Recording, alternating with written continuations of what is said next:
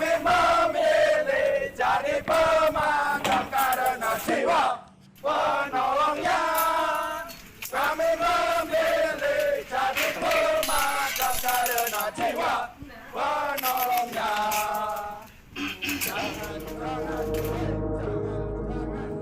Namanya memang pemadam kebakaran, tapi kenyataannya api hanyalah sebagian kecil dari musuh mereka. Di lapangan mereka berubah menjadi pasukan serba bisa, menjinakkan ular berbisa, memanjat ketinggian, hingga menjadi ahli bedah dadakan untuk melepaskan cincin yang terjebak dalam jari. Warga butuh solusi, dan Damkar adalah jawabannya. Mereka datang bukan untuk pujian, tapi untuk membereskan kekacauan. Inilah realita tugas mereka, lebih dari sekedar pemadam api.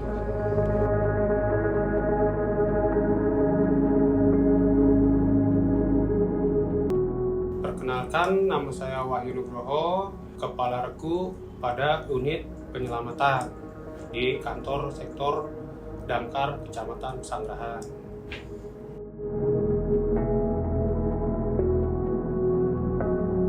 Peran pemadam kebakaran itu cukup sentral ya kalau dibicarakan peran. Peran itu mencakup tugas pokok dan fungsi pemadam kebakaran secara nasional, yaitu pencegahan, pemadaman, penyelamatan, kemudian penanganan bahan-bahan berbahaya atau B3, kemudian terakhir pemberdayaan masyarakat.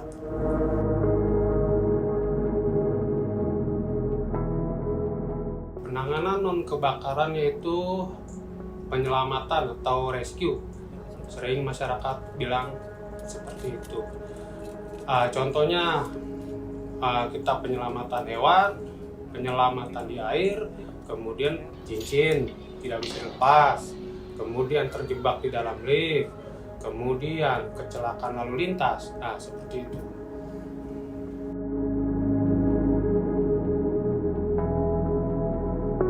Alur pertama itu ketika laporan masuk, diterima oleh Comment Center. Comment Center kemudian mencatat nama, alamat, kemudian nomor telepon pelapor.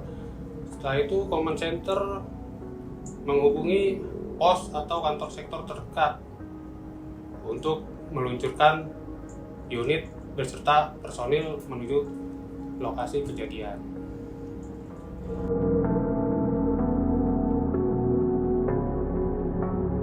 Untuk kendala itu bervariatif ya, karena semakin berkembangnya zaman, kebutuhan peralatan juga semakin berkembang.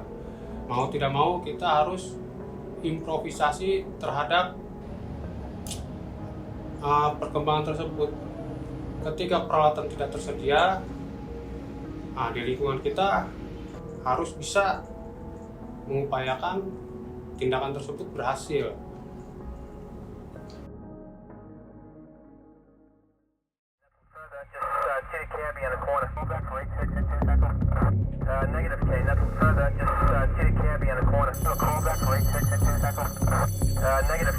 Nama saya Agi Nikolas dari Dinas Penanggulangan Kebakaran dan Penyelamatan Provinsi DKI Jakarta, khususnya di kantor sektor 10 Kecamatan Pesanggerahan. Di sini saya sebagai petugas operasional.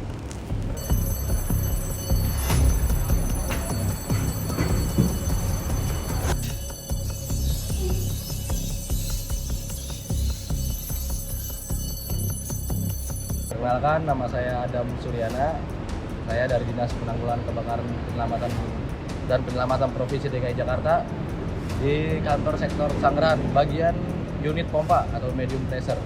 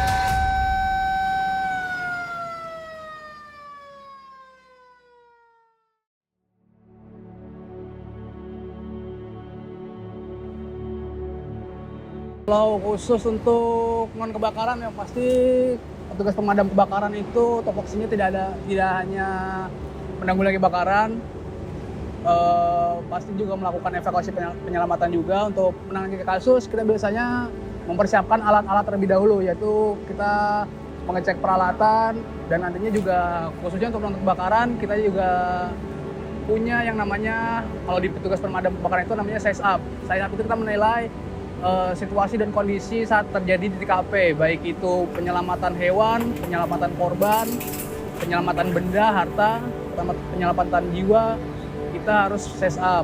Dan nantinya itu juga yang nanti kita akan gunakan peralatan apa yang akan kita butuhkan, apa yang kita bawa, dan lain sebagainya.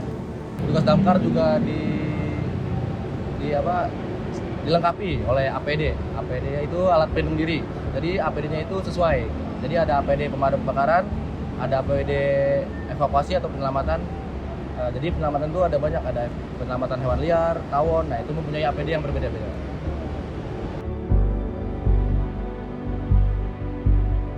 Kalau untuk tantangan teknis mungkin di peralatan ya.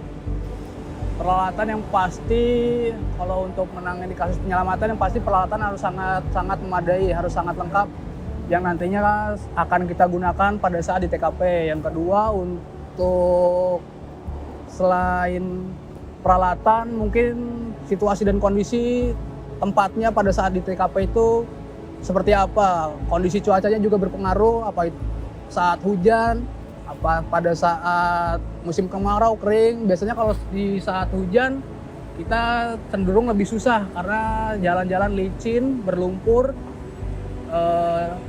terkena air juga, mengganggu pandangan dan lain sebagainya.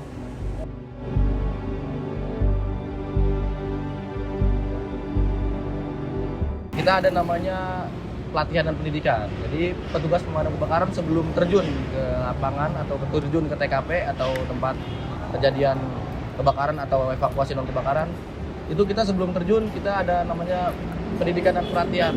Nah itu tuh ada di kelasnya Ciracas. Nah di sana kita belajar tentang alat-alat, metode-metode, dan belajar tentang cara teknik-teknik cara penyelamatan non kebakaran.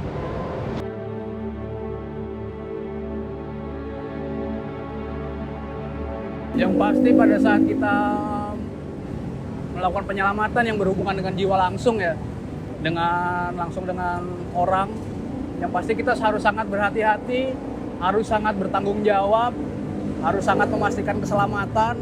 Yang pertama keselamatan diri kita terlebih dahulu, yang kedua selanjutnya adalah keselamatan korban, dan jangan sampai seorang penyelamat diselamatkan, jangan sampai ada korban selanjutnya. Mungkin itu aja.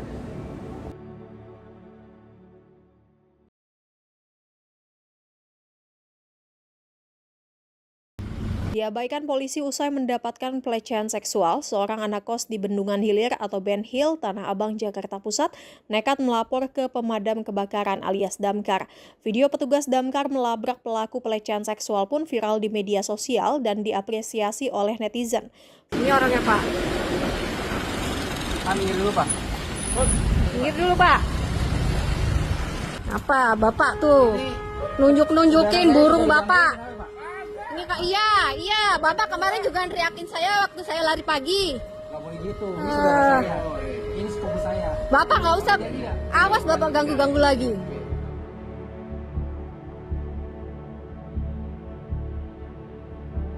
Yang paling sering kami lakukan koordinasi yaitu PLN. Setelah PLN, kepolisian. Setelah kepolisian, ambulan atau PMI atau AGD. Nah, terkait kecelakaan lalu lintas, tentu saja kita berkoordinasi dengan AGD atau PMI, kemudian pihak kepolisian.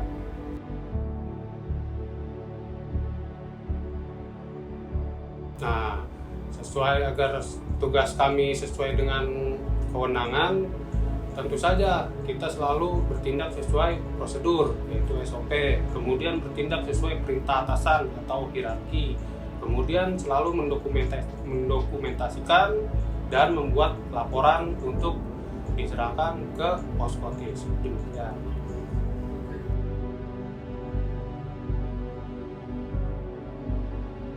Mengenai batas kewenangan, petugas pemadam kebakaran sangat memiliki batas kewenangan, yaitu apabila terjadi kebakaran tetapi memasuki ke ranah hukum, tentu saja itu melanggar SOP, sehingga pemadam kebakaran bertugas selalu berdasarkan SOP.